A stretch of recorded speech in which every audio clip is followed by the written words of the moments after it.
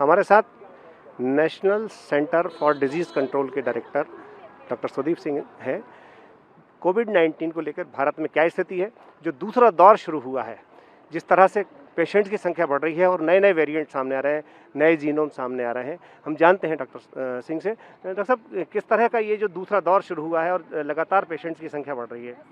देखिए, पेशेंट की संख्या हमारी जब बढ़ेगी, जब हमारे लोगों में कोविड अप्रोप्रिएट बिहेवियर के प्रति उदासीनता या हम उसको कैजुअली लेने लगेंगे, पहली चीज़। क्योंकि हमको ये बात ध्यान में रखना है कि हमारे पास बहुत बड़ा एक आबादी का ऐसा समूह है जिसको कि अभी इन्फेक्शन नहीं हुआ है।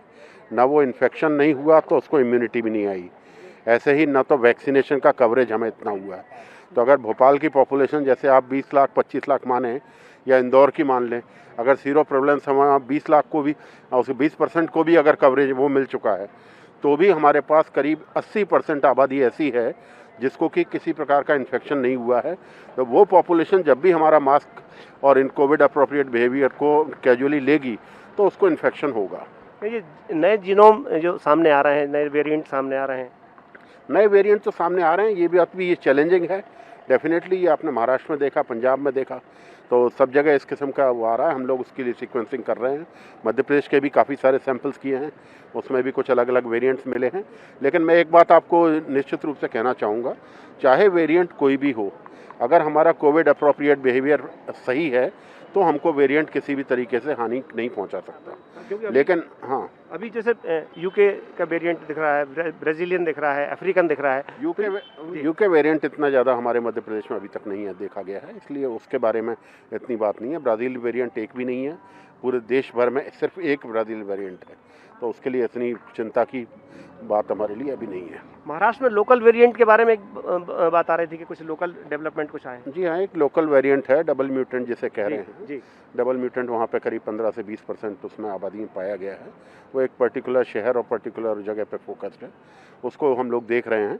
और जो अभी चूंकि वो वेरिएंट ऑफ कंसर्न नहीं कहा गया है, इसलिए उसके बारे में हमने ग्लोबल उसमें सबमिट किया है डाटा।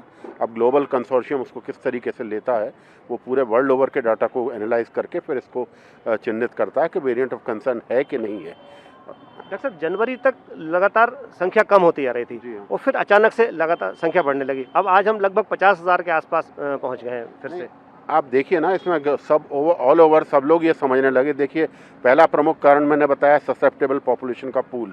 अगर पूरे भारतवर्ष में 50% भी मान लें तो हमारी 70 करोड़ की आबादी ऐसी है जो कि अभी संक्रमित होने के पूरे संभावना से ग्रसित है, क्योंकि वो ससेप्टेबल पूल जिसे हम कहते हैं, पहला। दूसरा है, हमने टेस्टिंग और इसके प्रति कितनी उदासीनता कर ली। अगर हम टेस्ट ही सिर्फ हॉस्पिटल में करेंगे, टेस्टिंग हम सब जगह करेंगे ही नहीं। आपने पूरे मध्य प्रदेश के 51 जिलों में देखा, सब जगह कितने कितने केस आ रहे थे, कहीं 2, कहीं 5, कहीं 10। वो किस लिए आ रहे थे? क्योंकि हॉस्पिटल में अब मैं हॉस्पिटल में अपना इलाज कराने गया किसी बीमारी के लिए, तब मेरा कोविड टेस्ट हुआ। कोविड टेस्ट की जो आपकी पद्धति है, उस पद्धति को ही हमने फॉलो नहीं किया। तो क्या सरकार जागरूक नहीं कर पा रही है या लोग जागरूक नहीं हो रहे हैं या डर रहे हैं लोग इससे? देखिए, जागरूकता सब में है, लेकिन ये हमारे एक भारतीय व्यवहार की एक बात है कि हम सब चीज़ को ये सोचने लगते हैं सबको हो सकता है, मेरे को नहीं होगा। तो ये एक हम लोगों के प्रति एक उदासीनता जो वातावरण में लगता है कि अब तो गया। सब लोग ये सोचने लगे थे, जो डिक्लाइनिंग ट्रेंड चल रहा था नवंबर से, तो सब लोगों के मन में एक भावना सी आ गई थी कि अब तो हम लोग इस बीमारी से उबर चुके हैं, तो क्या जरूरत है, अब धीरे धीरे खत्म ही हो जाएगा और कोई ऐसा बड़ी भारी चीज़ नहीं होने वाली। जो हर्ड इम्यूनिटी जो डेवलप हो रही है, या हम वैक्सीनेशन की बात करें?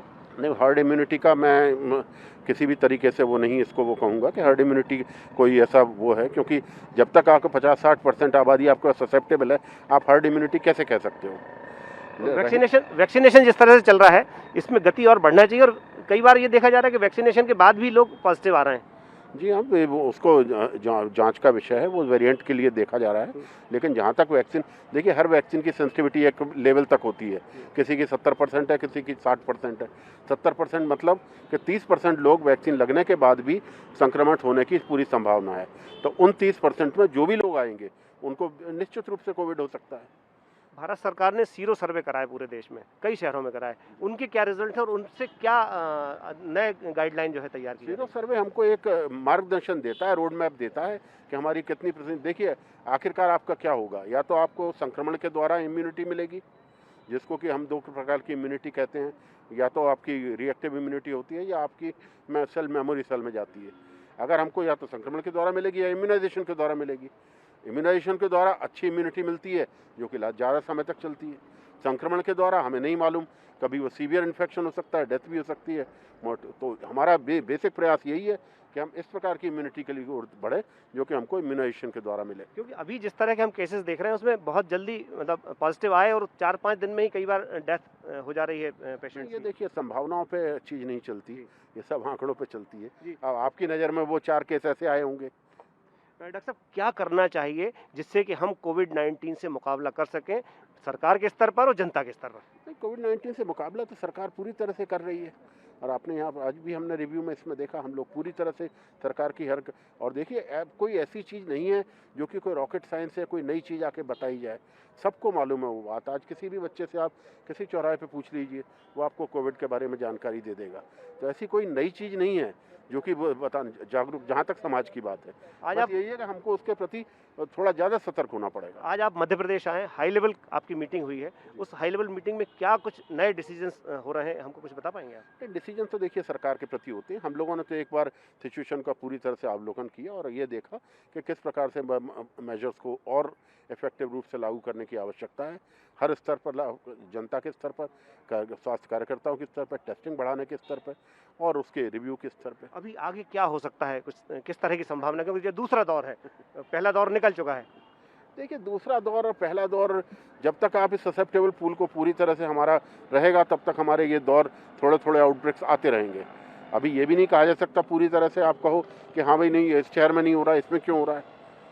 आपके क्वेश्चन इस तरीके भी हो सकते हैं, लेकिन वो मैं आपको वही चीज़ बता रहा हूँ, जब हम टेस्टिंग कम करते हैं, अंडर करंट ट्रांसमिशन का चलता रहता है। वो अंडर करंट जब भी ऊपर बढ़ता है, जब भी उसको लोगों के कॉम्प्लेसेंसी दिखती है, लेस्टिक्स दिखती है, वो एक संक्रमण का रूप, आउटब्रेक का रूप ले सकता है। डॉक्टर साहब, कोविड-19 के बीच में एक बहुत बड़ी सौगात मध्य प्रदेश को आपने दी है, एक बड़ा सेंटर यहाँ पे आप बना रहे हैं, उससे क्या फायदा होने वाला है और उस सेंटर की क्या क्या खूबियाँ रहेंगी, थोड़ा सा हम बता दें। देखिए, सेंटर में हम नहीं बना रहे, भारत सरकार बना रही है। मैं भारत सरकार के प्रतिनिधि के तौर पे आपसे बात कर रहा हूँ। जी हाँ, भारत सरकार बनाएगी और एक बड़ा रीजनल सेंटर, माननीय हमारे हर्षवर्धन साहब, वो जब डॉक्टर साहब आए थे उनने भी इसकी घोषणा की थी, और फाइनेंस मिनिस्टर, हमारी माननीय फाइनेंस मिनिस्टर ने भी पार्लियामेंट में इसकी घोषणा की है। उसके लिए हम लोग ज़मीन के लिए अनुरोध कर रहे हैं सरकार से।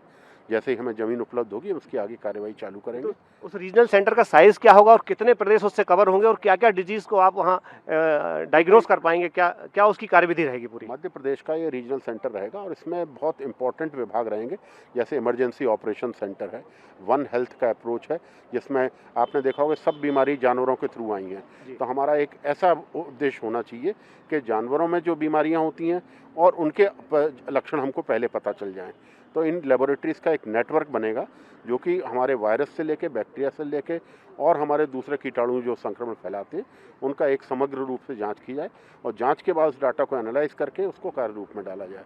तो emergency operation centre, climate change, entomology, vector control, बहुत सारे ऐसे विभाग हैं जिनमें कि हमें अभी बहुत सुदृढ़ता लाने की ज़रूरत है। मध्य प्रदेश के लिए तो सौगात है, लेकिन मध्य प्रदेश को ही क्यों चुना, ये थोड़ा जानना चाहिए। नहीं जी, मध्य प्रदेश को ही नहीं चुना, ऐसा कुछ नहीं है जी जी कि मध्य भारत का मध्य प्रदेश केंद्र है। जी जी। तो मध्य प्रदेश चुना, ये तो आपको सबको मालूम है क्यों मतलब चुना। आसपास के राज्य भी आप जी हाँ, उससे राजस्थान भी जुड़ेगा, उससे और भी प्रदेश जुड़ेंगे। ऐसा हमने वेस्टर्न में अहमदाबाद भी चुना है और ईस्टर्न साइड में गुवाहाटी चुना है, बेंगलोर साउथ में रहेगा।